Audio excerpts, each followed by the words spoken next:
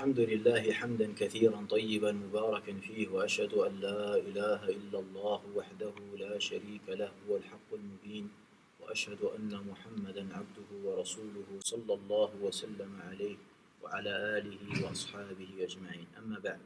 Tout fils d'Adam est pécheur et les meilleurs des pécheurs sont les repentants.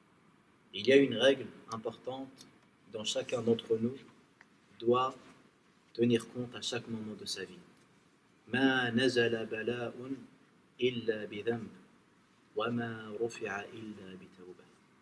À chaque fois qu'un malheur nous atteint est dû à cause d'un péché, et à chaque fois que ce malheur est ôté et retiré, c'est grâce à un repentir. Le musulman soucieux et consciencieux est le musulman qui cherche à se purifier de ses erreurs, à se faire pardonner les péchés. En effet, la meilleure des choses qui peut arriver à un musulman, c'est d'obtenir le pardon d'Allah tabaraka wa ta'ala. Regardez le repentir de Ka'b ibn Malik radiyallahu anhu.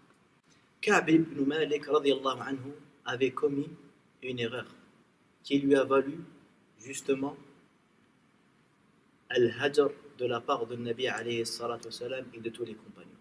Ni le prophète ni le compagnon ne lui parlaient pendant plusieurs jours. Quand Allah tabaraka wa ta'ala a annoncé le pardon à Ka'b ibn Malik, le prophète sallallahu alayhi wa sallam lui a dit: Ya Ka'b, réjouis-toi du plus beau jour que tu n'aies jamais connu depuis que ta mère t'a mis au monde. Allah vient de te pardonner tes péchés. Allahu Akbar. Le pardon des péchés est un objectif du musulman. Et Nabi alayhi salatu wa salam nous a enseigné la meilleure manière de demander pardon à Allah. Et le savant a été favorisé par rapport à l'autre, car le savant, il connaît le chemin le plus court. Le savant connaît le chemin le plus court et le chemin meilleur. Ainsi, ce dhikr dont Nabi alayhi salatu wa salam nous enseigne est très important, parce que tu ne trouveras pas des mots meilleurs pour demander, pour solliciter le pardon d'Allah Azza wa Jal. Ce dhikr-là, An-Nabi sallallahu alayhi wa sallam l'a nommé Sayyidul Istighfar, le maître de la demande de pardon. Il dit même, celui qui prononce ce dhikr le matin et il meurt avant l'après-midi, il fera partie parmi les habitants du paradis. Et celui qui le prononce l'après-midi et il meurt avant le matin, il fera partie parmi les habitants du paradis. Alors quel est ce dhikr?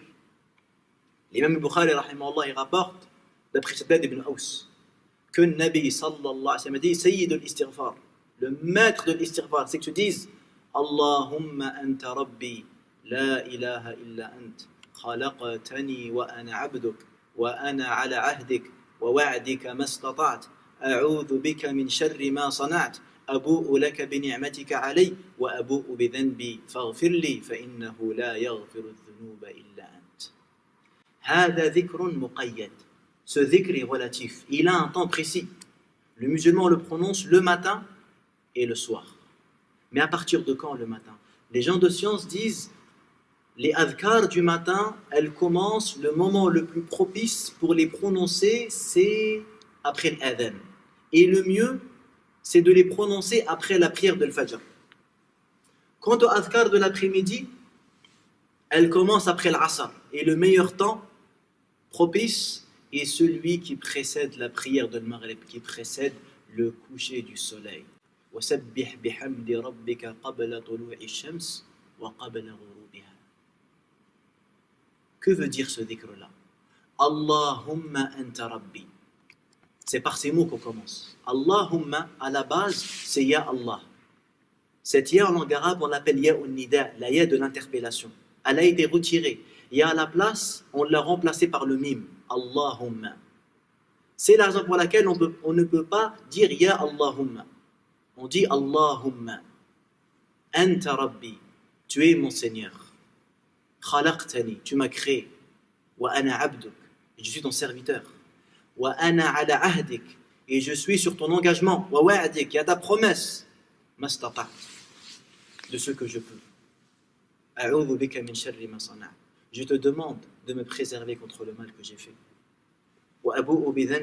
et je reconnais mes péchés. وأبوء لك بنعمتك علي, et je reconnais tes bienfaits sur moi. فاغفر لي, pardonne-moi. فإنه لا يغفر الذنوب إلا أنت.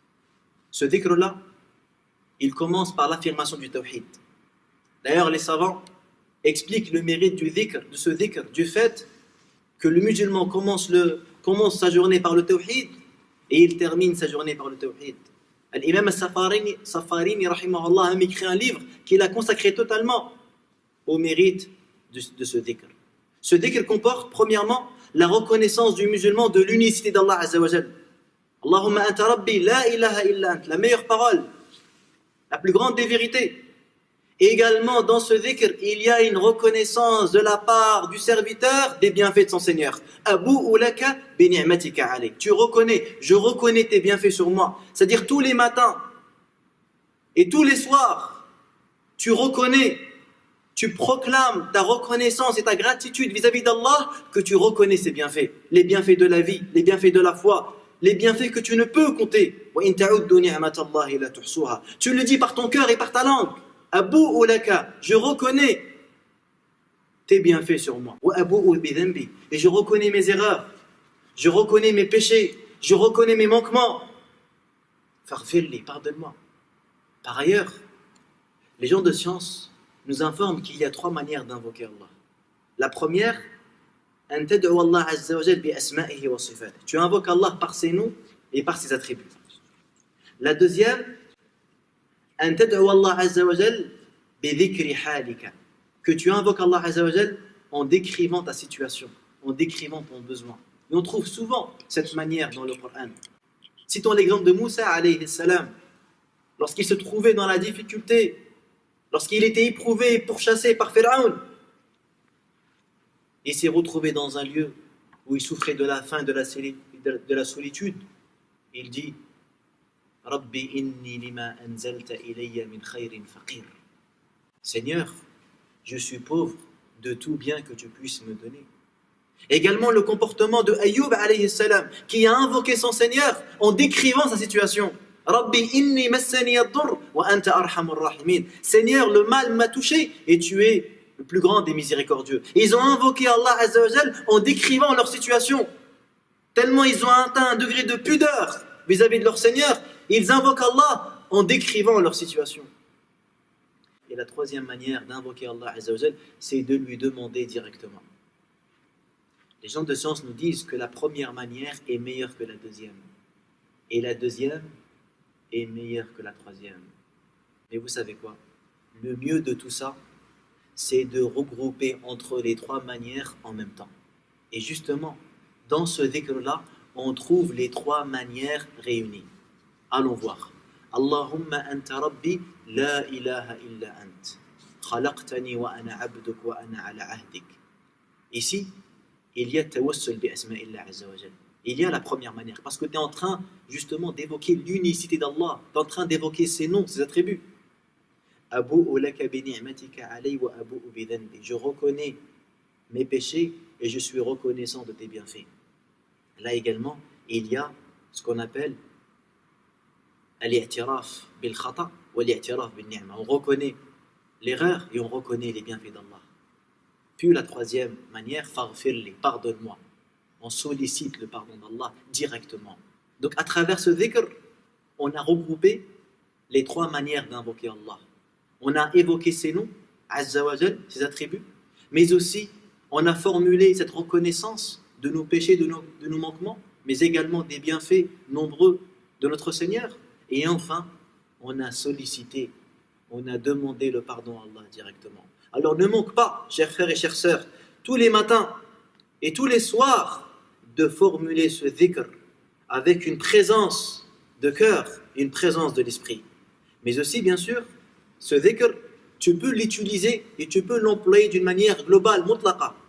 Tu peux le prononcer dans tes prosternations, tu peux le prononcer dans tes du'a, tu peux également le formuler dans ta prière de repentir, lorsque tu commets un péché et que tu veux demander pardon à Allah, mais que tu veux choisir la meilleure manière de demander pardon à Allah Azza wa Jal. Alors tu ne trouveras pas des mots plus pertinents, plus magnifiques que ces mots que le Nabi sallallahu alayhi wa sallam nous a enseignés. نسأل الله سبحانه وتعالى أن يوفقنا وإياكم ما يحب ويرضى وأن يغفر لنا ذنوبنا كلها دقها وجلها أولها وآخرها علانيتها وسرها والحمد لله رب العالمين.